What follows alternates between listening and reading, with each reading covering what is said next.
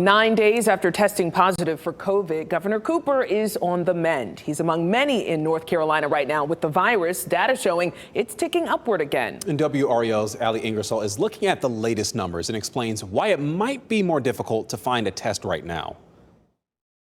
It wouldn't be surprising if you knew a friend or a family member who tested positive for COVID recently. And that's because cases are on the rise once again. The latest state data shows the virus is the most prevalent it has been in wastewater since April. There are more than 14 million particles per person. Health officials rely on this metric to monitor how quickly the virus is spreading, even if people are asymptomatic or they're not getting tested.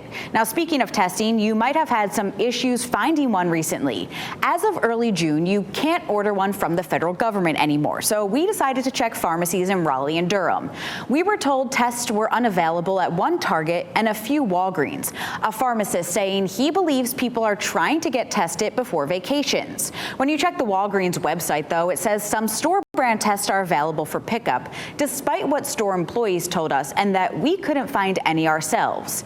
Of the dozen stores we visited, most had some at-home tests on their shelves.